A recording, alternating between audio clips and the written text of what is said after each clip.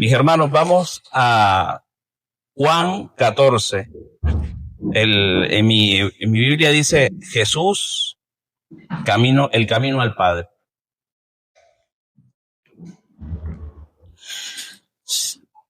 Yo le pido, por favor, a Julio si me puede leer el capítulo hasta el versículo 14. Estoy un poco mal con los lentes. Ya no me ayuda mucho. ¿Con 14? Sí, hasta el versículo 14. Bien. No se turbe vuestro corazón. Creéis en Dios, creed también en mí. En la casa de mi Padre muchas moradas hay. Si así no fuera, yo os lo hubiera dicho. Voy pues a preparar lugar para vosotros. Y si me fuere yo os preparar el lugar, vendré otra vez y os tomaré a mí mismo, para que donde yo estoy, vosotros también estéis. Y sabéis a dónde voy, y sabéis el camino. Le dijo Tomás: Señor, no sabemos a dónde vas. ¿Cómo pues podemos saber el camino? Jesús le dijo: Yo soy el camino y la verdad y la vida. Nadie viene al Padre sino por mí. Si me conocieses, también a mi Padre conocerías. Y desde ahora lo conocéis y le habéis visto. Felipe le dijo: Señor, muéstranos al Padre y nos basta. Jesús le dijo: tanto tiempo hace que estoy con vosotros y no me has conocido, Felipe. El que me ha visto a mí, ha visto al Padre. ¿Cómo pues dices tú, muéstranos al Padre? ¿No crees que yo estoy en el Padre y el Padre en mí? Las palabras que yo os hablo, no las hablo por mi propia cuenta, sino que el Padre que mora en mí, Él hace las obras. Creedme que yo soy en el Padre y el Padre en mí. De otra manera, creedme por las mismas obras. De cierto os digo, el que cree en mí, las obras que yo hago, Él las hará también, y aún mayores hará, porque yo voy al Padre. Y todo lo que pidieres al Padre en mi nombre, lo haré, para que el Padre sea glorificado del Hijo. Si algo pidieres en mi nombre, yo lo haré. Amén. Eso fue algo desconcertante en ese tiempo para los apóstoles, incluso para todo aquel que haya escuchado eso. Fue algo tan perturbador como aquella vez que el Señor dijo que Él era el pan de vida y que el que no lo comiese ni bebiese de Él no iba a entrar al reino de los cielos, no iba a contemplar la majestad del Señor, y no era el plan trazado por el pueblo de Israel. Algo ahí comenzó como a sonar como que no era. Y después, bueno, vemos que hay una secuencia de situaciones que llevan hasta la cruz. Sin embargo, hay un razonamiento con respecto a esto, y yo titulé este pequeño aporte como el Padre que queremos o el Padre que necesitamos. Y muchas veces nosotros en nuestra relación con Dios la trazamos en base al Padre que queremos. La trazamos por medio de la bendición, por medio de su presencia, por medio de sentir, por medio de que el plan que tal vez yo piense que el Padre ha trazado para mí está caminando hacia donde yo creo que debería ir. Y muchas veces estamos justamente en el Padre que queremos y no en el Padre que necesitamos. Debemos saber diferenciar esas dos situaciones, porque el Padre es el dador de la bendición. El Padre nos da su presencia, nos da su espíritu. Mas, sin embargo, en la palabra de Dios está demostrado que Dios primeramente está preocupado por darnos lo que necesitamos. Y nosotros a veces pensamos también erróneamente que lo que necesitamos tiene que ver con nuestro andar diario, que sí está bien, el Señor lo cubre, como dijo Julio en la alabanza, que Dios sí está preocupado por nosotros. Pero el plan maestro del Señor tiene que ver es con nuestra permanencia en Él, en la eternidad. Porque hace poquito, yo siempre me recuerdo esas palabras de una persona que dijo, hace poco andaba con un balón, tenía 12 años, ahora tengo 70. Y no sé qué pasó, fue muy rápido, dice. Pero la eternidad es tiempo presente. Dios está siempre. Para Él no existe el pasado o el futuro, Él siempre está. Y Él quiere compartir esa eternidad con nosotros. Él nos va a dar las herramientas, lo que necesitamos, bien sea para nuestro andar diario, pero que ese andar diario sea proyectado hacia ese ir y permanecer en la eternidad con Él.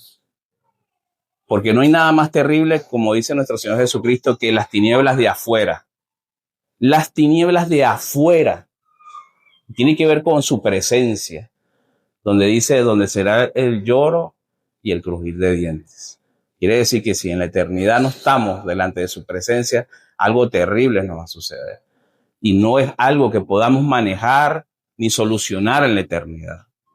Y no es una amenaza de Dios tampoco. Eso está muy mal entendido también. Es una realidad que Dios nos da, porque muchas veces es como dice el apóstol Pablo en el libro de Romanos, que no podemos contemplar todo lo que Dios tiene para nosotros en la parte espiritual, porque es como vernos reflejado en un espejo de bronce donde se ve todo borroso. Pero algún día veremos todo con claridad. Mas, sin embargo, yo en mi andar en Dios debo saber diferenciar en mi persona, en qué Padre estoy creyendo yo. ¿Creo en el Padre que es el dador? ¿O creo en el Padre que es el que me acompaña y me hace pasar por situaciones y procesos que me hacen crecer en Cristo? Y muchas veces esos procesos, esas situaciones nos causan dolor, nos causan sentimientos de soledad, nos causan sentimientos de angustia, de no saber si es hacia izquierda o hacia la derecha. Y muchas veces es porque algo se nos ha quitado. Y eso nos hace sentir mal. O no era lo que esperábamos, o no era lo que no resultó en nuestra vida cierta situación, y ahora mi fe se basa en que no tengo lo que quería. Entonces ahí es donde yo debo hacer un punto, poner una coma en mi vida y decir, yo estoy direccionado hacia mis propias necesidades o estoy direccionado en ver tu amor, Señor, en medio de las dificultades. Es muy difícil cuando uno está en medio de la dificultad darse cuenta de la compañía poderosa de Dios. Incluso los apóstoles, 3 años con el Señor, y Él les revela, yo soy el Padre, y aquí deberíamos pensar en la palabra que debería decir, Señor, nosotros lo sabíamos, porque de verdad que todas estas obras maravillosas que tú hiciste y que tú haces y que nos enviaste a hacer, tienes que ser el Padre, y no pasa eso. Le dice, bueno, ahora muéstranos. O sea, todo lo que hice, Felipe, no, muéstranos al Padre. Fíjense que el pueblo de Israel dice, hoy en día todavía lo dice, que el nombre del Dios es tan sagrado que no debe mencionarse, no se debe pronunciar. Entonces ellos usan otras palabras alternativas como Adonai, que es mi Señor, para no decir el nombre, creo que se llama tetagrama, ¿no? Esa. Y dicen Elohim, que es el Eterno. Dicen también Shaddai, Dios Todopoderoso. Pero imagínense ustedes, porque todos hemos tenido un nacimiento y evidentemente todos hemos tenido padre, y que nosotros nos sepamos quién es nuestro padre y le digamos el Señor, porque su nombre es tan sagrado o está tan alejado de mi realidad que no puedo no mencionarlo. Esa era la realidad y todavía hoy en día el pueblo de Israel no menciona el nombre del Señor, del Padre. Ahora viene el Señor Jesús y nos dice, el Padre en mí, yo estoy en el Padre y existe un Padre que se preocupa, que está ahí, permanece con nosotros y quiere permanecer en nosotros. Y fue desconcertante. Nosotros a veces la vida como que nos pone una pared y como que ya no es hacia adelante que vamos, sino como que vamos palpando hacia un lado para ver si hay un final por acá o un final por la derecha, porque no sentimos que la podemos superar. Y está bien que eso suceda, porque evidentemente cuando yo llego a ese punto, ya en mi cabeza estoy buscando es la solución humana ante esa adversidad. Y nosotros los hombres de eso sabemos mucho. Cuando nos quedamos sin trabajo, cuando se nos enferma la familia, cuando las cosas no salen como nosotros pensamos que deberían salir y somos responsables y nos sentimos a veces incapaces, pero solos, por nuestra condición de hombres, tratamos de resolverlo solos. Es algo automático. Puede ser así como ese instinto de protección maternal que tienen las mujeres en su corazón para defender a la familia y cuidarla. Así tal vez nosotros, esa es nuestra parte, ¿no? Que queramos resolverlo todo solo, rápido, de forma efectiva. Y entonces, cuando el Señor nos coloca esa pared ahí, es para que hagamos un alto y analicemos nuestro andar y nuestra relación con el Padre. Vamos, por favor, ya les digo un momento, que los lentes no me ayudan mucho.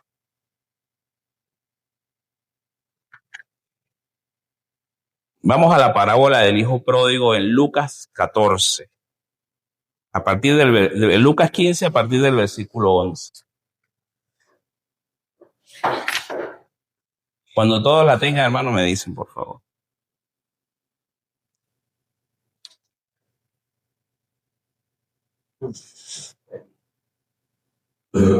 Voy a hacer un intento aquí a ver si puedo leer con esta. Lucas, capítulo 15, a partir del versículo 11. Parábola del hijo pródigo. También dijo, un hombre tenía 2 hijos. Y el menor de ellos dijo a su padre, Padre, dame la parte de los bienes que me corresponde, y les repartió los bienes. No muchos días después, juntándolo todo, el hijo menor se fue lejos a una provincia apartada y allí desperdició sus bienes viviendo perdidamente. Y cuando todo lo había malgastado, vino una gran hambre en aquella provincia y comenzó a faltarle. Y fue y se arrimó a uno de los ciudadanos de aquella tierra, el cual envió a su hacienda para que apacentase cerdos. Y deseaba llenar su vientre de las algarrobas que comían los cerdos, pero nadie le daba. Las parábolas de nuestro Señor Jesucristo tienen mucha profundidad. Incluso estuvieron algunas por su propio razonamiento, por el propio razonamiento de Dios, vedadas al que la escuchara, no iba a entender sin haber escuchado la explicación posterior, como por ejemplo cuando habla de la palabra, de repente la semilla que cayó acá, y en cambio en la parábola del hijo pródigo no hay explicación. La parábola del hijo pródigo se explica sola. Hay una profundidad de amor tan grande del Señor acá. Un manifiesto es esto de amor para con nosotros, sus hijos, que cubre todas las aristas de todas las cosas que podamos pasar en cierto momento. Mas, sin embargo, acá los hijos, en el hijo pródigo, el Señor demuestra que los hijos ya estaban en bendición. Pero este hijo menor quería vivir fuera de la presencia del Padre. Pero se llevó sus bendiciones, se llevó sus bienes, todo lo que el Padre le quería dar. Él tenía su propio razonamiento, hizo su propio camino y malgastó todo lo que tenía. Y después vino la hambruna, después vino el pesar, después vino la tristeza, vino el cansancio. Y tal vez vendría un ¿qué pasó? Mas, sin embargo, como todo lo que él quería estaba en el mundo se quedó y esas bendiciones del Padre se evaporaron en el mundo. Y llegó al extremo tal de que, bueno, creo que esta parte del hijo pródigo donde está alimentando los cerdos, si alguien ha ido a donde hay 40, 50 cerdos, a 1 kilómetro de distancia, se escucha y se huele lo mal que se siente estar en un sitio como ese. Y lo más probable es que por lo menos ahí habían por lo menos 100 cerdos, por lo menos. Y es alimentar a esos animales y llevar esa comida que ya está descompuesta de por sí y desear en medio de ese chiquero comer del tacho del balde, meter la mano y tratar de ingerir lo que está descompuesto para los cerdos y estar tan bajo que eres vigilado para que no te comas ese desperdicio. Creo que es una de las cosas más crudas que nos puede pasar cuando lo planteamos hacia nuestra propia realidad. Es cuando estamos totalmente alejados del Señor, en nuestro propio plan, las cosas no salen bien, se va desvaneciendo ese sentir, esa presencia, esa sensación de que Él está conmigo a pesar de que todo salga o que se vea que salga mal o que parece que llegamos a la pared o parece que algo sucede, como que bueno, Señor, pero esto, ¿cómo se resuelve esto? Y bueno, ahí tenemos dos opciones. La opción de nuestro Señor Jesucristo, que es decir, basta, suelto el balde y comienzo a caminar hacia mi Padre. Esa es la opción difícil. No es por Dios, la opción difícil es por mí. Porque inmediatamente si yo he llegado a esa condición espiritual, material, física, emocional, y yo estoy en el mundo, lo más probable es que yo diga, un momento, a las 2 de la tarde, el dueño de los cerdos, él entra y se hace su mate o se toma un café. Ahí aprovecho yo y tomo 2 puños de algarroba y me como eso y aguanto el día. Y así voy ahorrando y así voy viendo y con lo poco que me paguen. Y entonces yo mismo tengo un plan. Y ya una vez más abandono mi camino hacia el Padre. Mas, sin embargo, Dios, nuestro Señor, en esta figura amorosa de Padre, está a la expectativa de que nosotros comencemos a caminar hacia allá.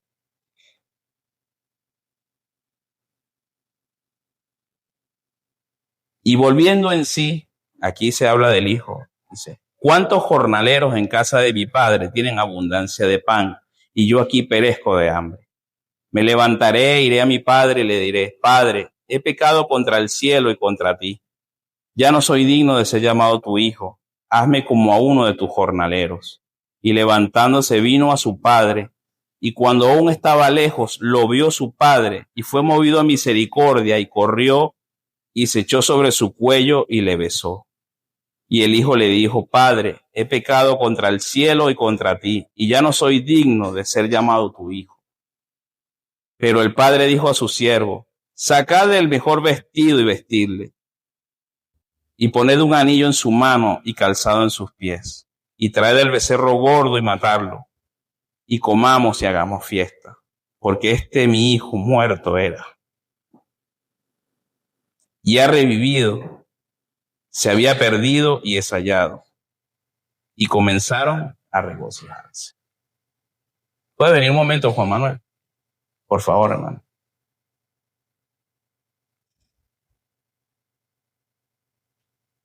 Normalmente, nosotros, en nuestra humanidad, normalmente nosotros vemos esta parábola enfocada en el hijo, en las acciones del hijo. El hijo comenzó a caminar y en nuestro corazón, como nosotros somos personas que no somos Dios y tenemos nuestras propias formas, a pesar de que queremos ser perdonadores como Dios y ser perdonados de acuerdo a la voluntad del Señor y vivir de acuerdo a ese parámetro de amor nosotros vemos las cosas un poco diferentes. Entonces, cuando leemos esto, muchas veces en nuestro corazón pasa como que aquí está el Padre esperando y yo llego y digo: Padre, he pecado contra el cielo y contra ti y no merezco ser llamado tu hijo. Te pido perdón. Y tal vez esperamos que el Padre diga: sí, yo te perdono, lo que hiciste fue terrible, vendiste la mitad, todas las bendiciones que te di, y yo quiero que no pase eso otra vez, porque eso te destruye a ti. Todas esas cosas nos pasan por la mente. Mas, sin embargo, el Señor es explícito en lo que ocurrió. Dice que este hijo venía prácticamente desnudo, hambriento, sin fuerza, y el padre fue movido a misericordia. Dice que el padre corrió hacia él y se le prendió a su cuello. Y si nos damos cuenta también, el hijo no pudo dar la explicación que tanto había pensado. El padre cortó con eso también y de una vez dijo todo lo que había que hacer. Rápido, colocarle vestido, anillo, calzarlo, vamos a hacer fiesta. Y dijo lo más hermoso que nos puede pasar es cuando el Señor nos da vida nuevamente. Y dice: mi hijo que estaba muerto, ahora vive. Mi hijo que estaba perdido, ahora es hallado. Y a mí me impactó tanto eso porque yo decía, quiere decir que cuando yo voy así derrotado, humillado, cuando yo voy hacia el Padre, descalzo, o sea, lento, pero ya solté el balde, ya solté las algarrobas, yo quiero ir hacia allá, porque lo único que puedo hacer es eso, lo único que quiero hacer y que debo hacer es ir hacia allá, hacia el Padre. ¿Y qué pasa con el Padre? El Padre está así, viéndome a lo lejos, tratando de que llegue. Y cuando llego, ni siquiera espera que yo termine de llegar. Sale corriendo hacia mí y se prende a mi cuello. Dice que hace esto: hijo.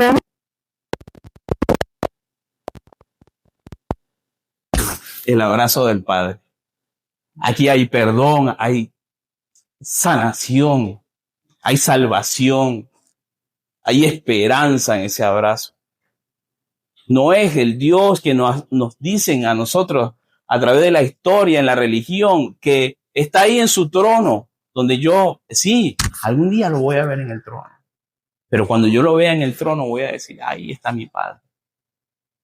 El Padre que me abrazó, el Padre que me acompañó, el Padre que me dio bendición, mas sin embargo yo las desperdicié y tuve que caminar descalzo hacia Él nuevamente, sin nada, para poder llegar a su presencia. Gracias. Ahora, ¿por qué? Si esto está tan claro, ¿qué nos sucedió? ¿Qué nos ha pasado a nosotros? la intervención del enemigo y la intervención de los hombres. Yo estuve leyendo un poquito de un libro que se llama El hombre espiritual, que es del hermano Watchman Nee, que nació en 1903 y fundó muchas iglesias cristianas en China, y evidentemente murió en cautiverio y tuvo el resto de su vida, duró más de 30 años en cautiverio. El hermano Nee decía que a nosotros se nos ha enseñado 3 pasos y lo hacemos hasta involuntariamente,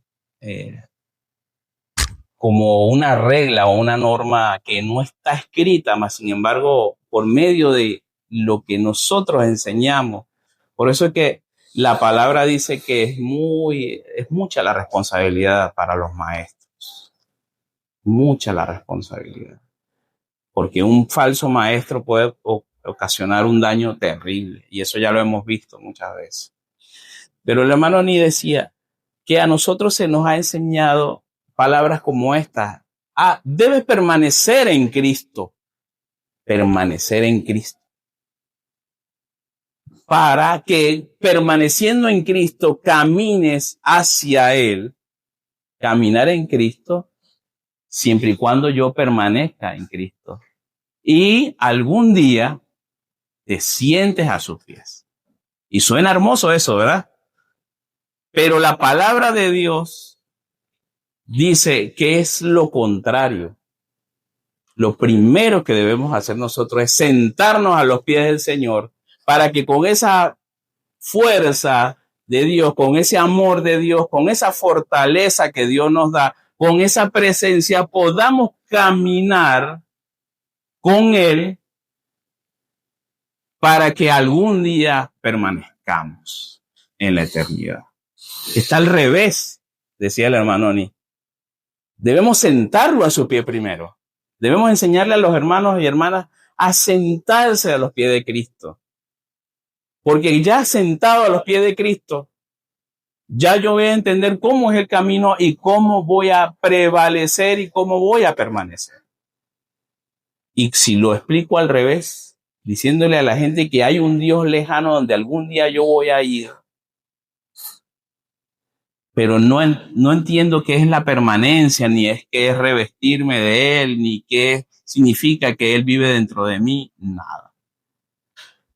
Algo en mí va a pasar. Lo primero que voy a hacer es que me voy a decepcionar. Y mucha gente lo ha hecho y ha dicho: sí, yo estuve en esa religión, porque para él o para ella simplemente fue eso, una religión. Y dice: sí, ahí se cantan bonitas canciones, porque ya no son alabanzas ni adoraciones, son canciones. Y bueno, no tuve mucho tiempo porque no sentí que... Entonces ya mi permanencia en el Señor ya no era lo que yo... Algo pasó, se fumó eso. Y nosotros tenemos la responsabilidad ante Dios de ir y predicar el evangelio a todas las naciones. Y yo debo predicar es la realidad del Señor. Debo predicar que en su palabra está todo lo que necesito.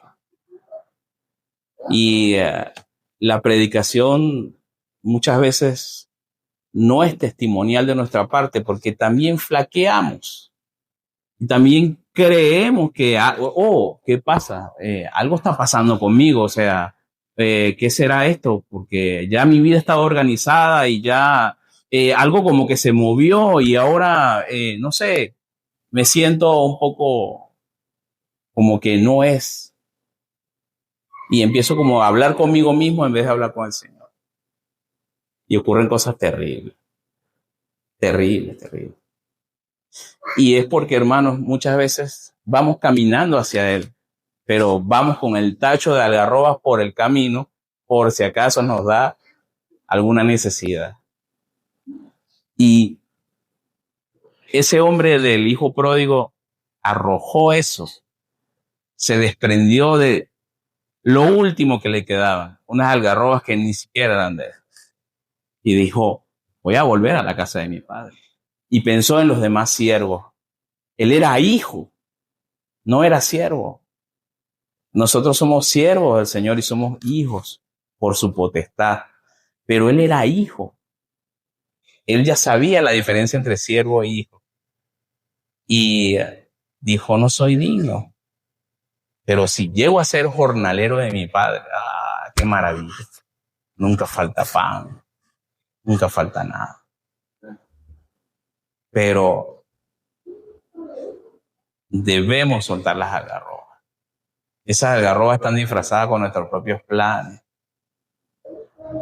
Y es terrible, es terrible. Huele mal, hermanos. Era para los cerdos. Y lo digo por experiencia propia. Hay que soltarlas. Hay que dejar de pensar tanto en mis propias soluciones y en mis propias alternativas y comenzar a pensar en qué tiene Dios para mí acá. Es como decía el hermano Gille Ávila, que decía, una cosa es decir, oh Señor, mira este problema que tengo. Y otra cosa es decir, Señor, ahí está el problema, ¿qué vamos a hacer con esto? Y así funcionan las cosas de Dios. El problema nos da desánimo, nos da angustia, nos da ansiedad, nos saca de nuestro confort. Y muchas veces ese confort es el que nos ha alejado del Señor. Porque le dedico muy poco tiempo, porque necesito dedicarle tiempo a mi confort para que mi confort esté siempre presente. Y decir después, este confort es gracias al Señor y es una bendición, pero es un Señor ausente en mí. Entonces, cuando venga el momento de dificultad, hermano, entendamos que debo comenzar a caminar y que debo ir con las manos libres, bien sea para orar, bien sea para tener más agilidad, como todo deportista. O usted ha visto a un deportista de las Olimpiadas con un tacho de este lado y uno de este no, ¿verdad? Entonces nosotros tampoco debemos hacer eso. Nosotros debemos soltar. No se van a evaporar las situaciones. Los problemas van a estar ahí. Pero si la solución y la batalla y la guía es del Señor, nosotros debemos esperar y debemos actuar conforme a la fe que es de nuestro Señor Jesucristo como autor y consumador. Y es difícil hacer eso, sobre todo cuando estamos enfermos, cuando estamos desanimados. Yo le dije a Julio cuando lo fui a visitar, cuando yo tenía la pitiriasis rosada que parecía un ser de otro planeta, fui a visitarlo para darme ánimo y conseguí a Julio más enfermo que yo. Entonces mi plan del ánimo no funcionó. Y bueno, ahí nos dimos ánimo los cuatro. Pero justamente de ahí, de esa visita salió hicimos un devocional muy bonito. Y yo recuerdo que yo había leído con respecto a una historia de unos hombres y mujeres que eran hermanos sobrevivientes de la Segunda Guerra Mundial. Pasaron la Segunda Guerra Mundial como niños. Y ellos se recuerdan de tres cosas. Cuando les preguntan, ¿cómo atravesaron ustedes la Segunda Guerra Mundial? Ellos decían, bueno, nosotros como hermanos recordamos tres cosas. Recordamos a mi mamá, que nos trató con mucho amor y nos cuidó. Y recordamos un pan gigante, hermoso, que se horneaba a las 5 de la mañana y olía, y eso nos despertaba para ir al colegio. Y mi mamá picaba un pedazo de pan y nos ponía en la mesa y nos llevábamos al colegio, porque era una época de hambre, era la época de guerra. Y tristemente recordamos a un padre que apenas nos saludaba, entraba, se acostaba a dormir y nunca lo veíamos. Era un padre totalmente ausente. Y bueno, esa fue su primera parte de la entrevista, y ellos ya adultos todos, ya sus padres habían fallecido. Ellos fueron a su pueblo en Europa donde vivieron esa tragedia, y fueron al molino donde trabajaba su papá. Y le dijeron, sí, nosotros nos recordamos de su papá. Su papá venía aquí todos los días a las 12 de la noche y se iba a las 6 de la mañana. Barría todo el molino, limpiaba el trigo lo trillaba el trigo del piso y hacía un saquito de harina.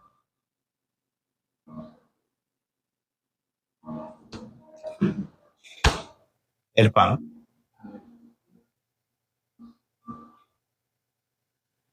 Qué vergüenza, hermano, dijeron ellos.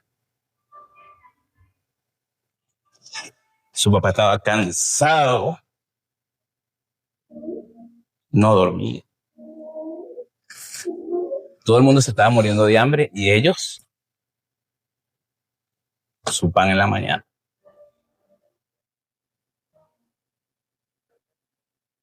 ¿Cuántas veces no le hemos dicho al Señor? ¿Dónde estás? Y este problema, parece que los demás sí tienen padre, pero tú conmigo, Señor, algo sucede.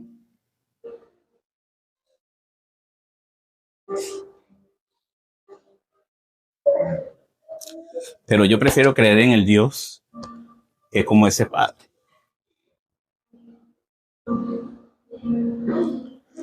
El ausente en mí, pero protector, cuidador, dador. Porque no estaba ausente. Siempre estuvo. Siempre está. Y estaremos. El pan de vida, hermanos. El pan de vida, Jesús. Señor, te damos las gracias, Padre, por tus bondades, por tu palabra buena, santa, pura, de amor, Señor, de juicio, pero no de juicio para temor, Señor, sino de corrección, Señor, para que entendamos, Señor, el camino hacia ti, Señor, para que lleguemos, Señor, a tus pies y nos podamos sentar, Padre. En Cristo Jesús, Señor, te damos las gracias. Amén.